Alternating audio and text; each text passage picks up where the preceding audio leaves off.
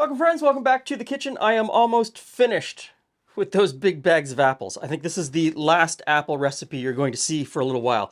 So we're going to do an apple upside down cake modeled very loosely on the French apple cake that we did a while ago. So I'm going to start out in this oven-proof frying pan. This is an Oz Ion seamless stamped stainless steel pan. Really good pan for this sort of thing. So first I'm going to put in some butter and we're going to let that melt just a little bit. While the butter's melting, we're going to work on the dry ingredients. So here I have flour, baking powder, baking soda, salt, cinnamon, and I need to grate in a little bit of nutmeg, but I'm going to move back over here to the frying pan. The butter is melted and it's just starting to brown a little bit. So it means I've got the temperature just about right. In go the apples. Now, I've cubed these apples. You can choose to do your apples any way you want. You can do slices. You can cut the apple in half and core it and then put the halves in and do it that way. You can slice the apple kind of across it so that you've got a hole in the middle so it kind of looks like pineapple slices, except they're apple. That presentation part is up to you. I gotta tell you, some days I'm just somewhere between lazy and I've just got so much to do in the kitchen on a cooking day that cubed was the best you're gonna get out of me today. Now, some nutmeg. So I'm gonna grate in some nutmeg and we'll sort of toss all of those together. That looks good. Okay, so now the apples, every once in a while I just want to toss them and turn them around. I don't want the heat too high. I've just got it on a medium heat. You don't want to burn the butter, which could happen, but you do want to drive off a little bit of moisture from the apples and get them a little bit brown on all of the edges, sort of caramelize the sugar in the onion. Don't rush this step because rushing this step does lead to burning stuff, right? So part of the thing about cooking is there are some recipes where you have to be 100% present in the moment, watching everything happen. There are recipes where you need to sort of manage everything, and this is one of those recipes. You really kind of have to be conscious of what's happening with these apples so they don't go too far. So with one eye on the apples, we're going to move on to the cake step. I've got butter, white sugar, and brown sugar into the stand mixer, and we're going to cream those together. That's looking good.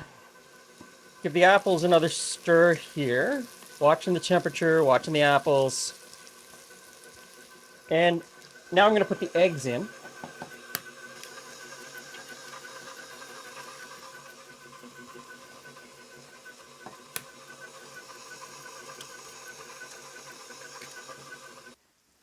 So the apples are looking pretty good. We got some browning going on some of the sides. I think this is about where I want to move on to the next step. So let's flambe. This is a step that if you don't want to cook with alcohol or you don't want to set something on fire in your kitchen, just leave it out. This is not strictly necessary.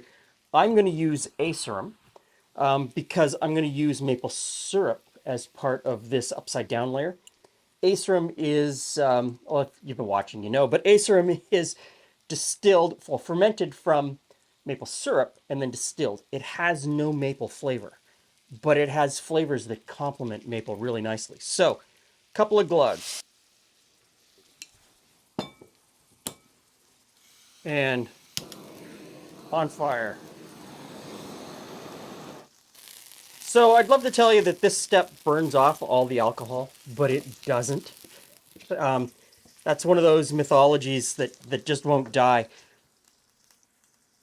Even after this step of burning, even after baking it in the oven, there will still be alcohol present. It will be minuscule. It will be imperceptible. It will be unmeasurable, really, but it's still there. And the same can be said with, you know, the vanilla that we're going to put in the cake part.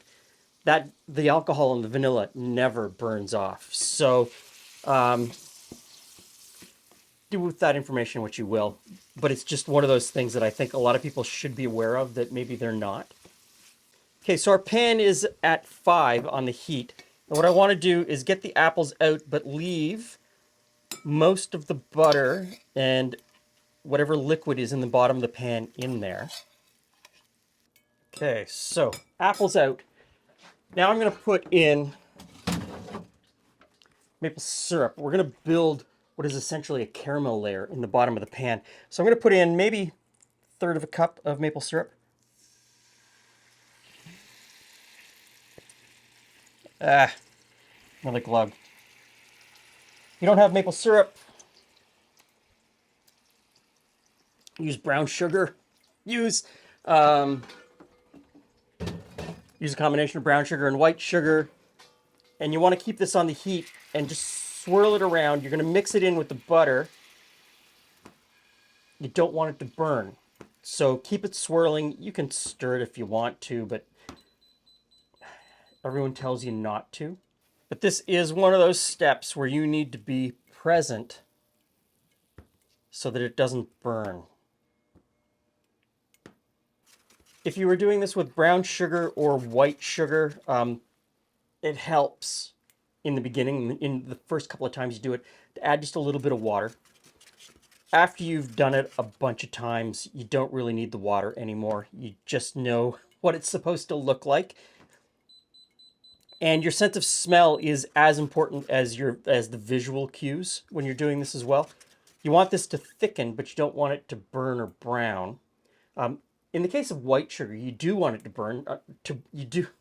In the case of white sugar, you do want it to brown because you want it to caramelize. But if you're starting out with brown sugar or maple syrup, it's already going to be brown, so that visual cue is taken away. So you're looking for kind of thickening, and I can see that this is thickening nicely.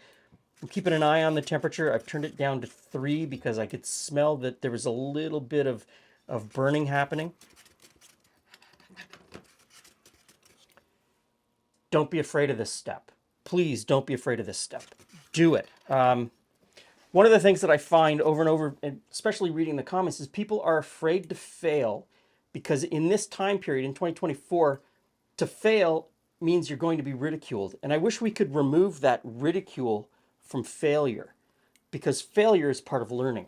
And if thousands and millions of inventors over the last thousands of years hadn't failed, we wouldn't have some incredible inventions. Failure is part of the whole learning experience. Okay, don't be afraid to fail. Pick yourself up, dust yourself off, and just keep going. So look at that. It has thickened considerably. I don't know if that's going to show up on the camera, but you can see how it's thickened considerably. I'm going to say that's good. I'm just going to turn the heat off and leave that in the pan just like that. So if you're on an electric stove that actually heats up, where the glass heats up or the element heats up, move the pan off. This is induction, so this glass doesn't heat up. Gas, same sort of thing. You can just leave it there. I'm just going to leave it there. I'm going to move back to the cake. So at this point, I'm going to add in some vanilla. And then the flour mixture. I'm going to put in maybe half of the flour mixture.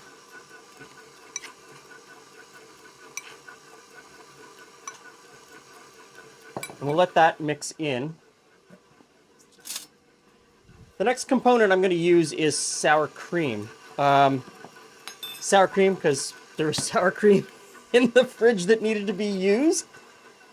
You could use yogurt. If I didn't have sour cream, I would be putting yogurt in. If I didn't have yogurt, I would probably be putting in some buttermilk. And I might adjust the amount of buttermilk to get the right consistency for the cake. That's one of those things where you sort of have to, if you're making that type of substitution, you kind of have to know what the cake is supposed to look like. So I'm going to use sour cream today.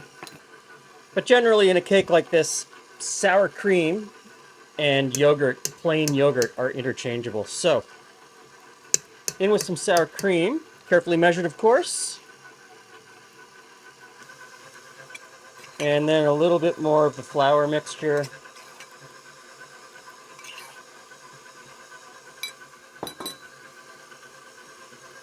And a little more sour cream.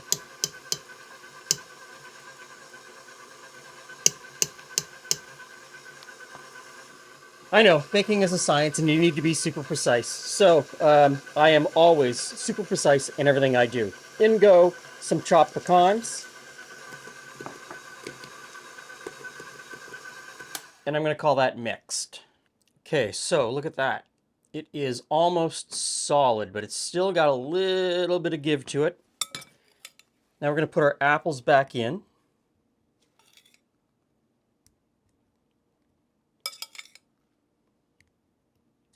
Obviously, you want to get the apples in as close to a single layer as you possibly can and covering pretty much the entire bottom of the frying pan.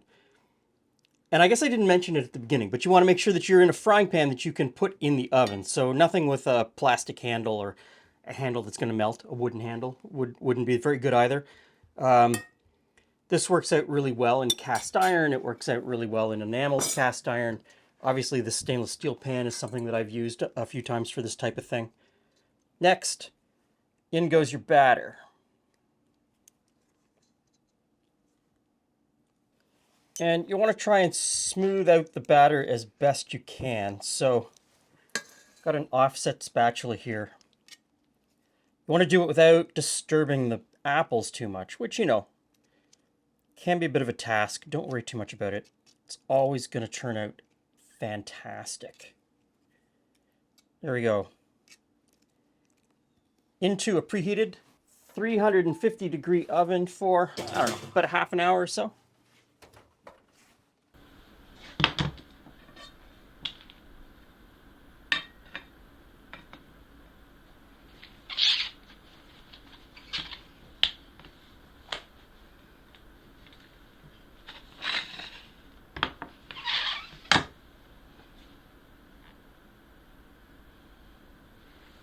Okay, so a couple of the apple pieces stuck to the bottom of the pan. No big deal, just take a fork and put them back into place. It's a super soft cake. Hey, Clint. Hey, Jules. Hey, friends. Look at that. That looks pretty good. Smells super cinnamony here. It does. Look at that. Okay, so there's some whipped cream, but I'm going to try the cake on its own. On its own? Yeah. I know you're going to put whipped cream on it, though. You're a sucker for some whipped cream. I'm chopping.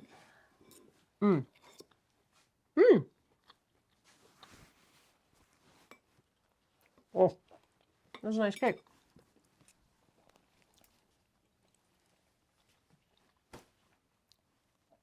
It's got that moist texture that sour cream or yogurt brings to a cake. Yes. You know that chocolate chip sour cream cake? That, yes, it's got that incredible texture. A little bit of the pecans floating through it. Do you need to try it with your whipped cream now? No. Probably I don't doesn't think need so. whipped No, cream. it doesn't need it. Caramelization on the apple, and I put some acerum in there, which caramelizes with the apple and brings sort of a. It's going to sound weird, but a wood note. A wood note. It brings a wood note. And of course, now you know what to pair with it. Yeah. Your after supper aperitif. Don't need a lot. There we go.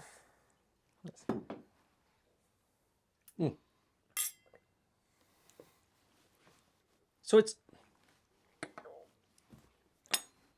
a bit of a weird one because it's not really it doesn't taste like whiskey, but it's kind of like whiskey. It's kind of like rum. It's kind of like rum agricole. It's kind of doesn't matter. In the cake, it's fantastic. Use Goes any great with the cake. yeah, use any brown spirit. Any brown spirit. Use rum agricole, use whiskey, bourbon, whatever. That's not going to last long. It's a winner. Thanks for stopping by. We'll see you again soon.